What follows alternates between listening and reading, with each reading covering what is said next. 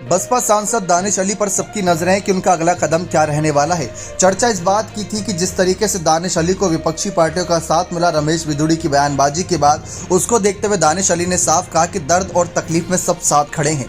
लेकिन जब बड़े से बड़े नेता इनके समर्थन में बयानबाजी कर रहे थे और उनके बयानों में जो शब्द इस्तेमाल किए गए, उसको देखते हुए कई राजनीतिक विश्लेषकों ने अपने अपने आकलन शुरू करे कि ये कांग्रेस में जा सकते हैं, ये सपा में जा सकते हैं या इंडिया दल में ही ये शामिल होकर निर्दलीय आगे बढ़ सकते हैं। तो ऐसे कयास लगाए गए। खैर, इन कयासों को निराधार बताया, झूठा बताया यहाँ पर पूरी तरीके से दानिश अली ने। लेकिन जैसा कि आपने देखा, मायावती ने अपने सांसद का बचाव किस तरीके से किया।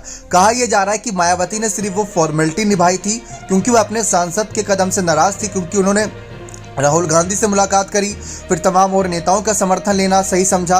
तो इस तरीके से मायावती इन सबको अनुशासनहीनता मानती हैं और मायावती ऐसे नेताओं को तुरंत पार्टी से बाहर भी कर देती है। हाल ही में इमरान मसूद इसका सबसे बड़ा उदाहरण है, जिन्होंने राहुल गांधी की सिर्फ तारीफ भर कर दी थी। लेकिन इस बीच बात करें अखिलेश और डिम्पल की। इससे पहले हमने कांग्रेस की चर्चा करी थी क्योंकि राहुल गांधी ने मुलाकात करी, लेकिन कांग्रेस से ज़्यादा मजबूत उत्तर प्रदेश में समाजवादी पार्टी है और दानिश अली भी ये बात बखूबी जानते हैं। जिस तरीके से दानिश अली को पिछले चुनाव में जीत मिली थी और वहां पर सपा और बसपा का गठबंधन था, जितना वोट बसपा का भी आया, सपा का भी उतना ही बड़ा हाथ था। ये बात अखिलेश यादव ने खुले मंच से कही कि जितने सांसद ये बसपा के उतने ही सांसद ये हमारे भी हैं, क्योंकि ये सपा बसपा गठबंधन में चुनकर आए थे।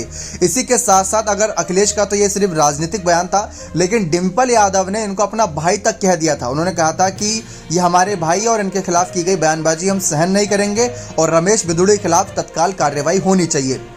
एक सांसद होने के नाते डिम्पल यादव का ये बयान था, लेकिन उन्होंने दानिश अली को अपना भाई बता दिया था और ये एक बहुत ही बड़ा सियासी बयान था। इसको अलग नज़रिए से देखा जा रहा है क्योंकि राजनीतिक गलियारों में चर्चा इस बात की है कि उत्तर प्रदेश की ज़्यादातर सीटें सपा के हाथ में रहेंगी। सपा के हाथ में रहेंगी, उस सीट बंटवारों में कहीं ना कहीं सपा का दबदबा रहेगा।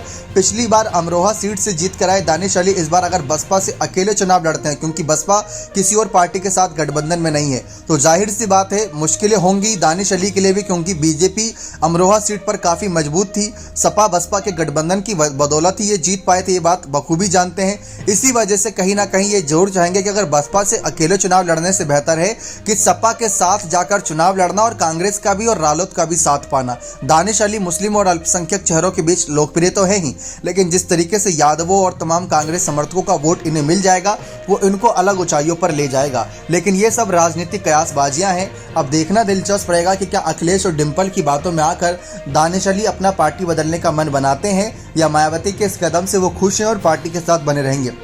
ये तो आने वाला वक्त बताएगा। बने रहे चैनल के साथ। बहुत बहुत धन्यवाद।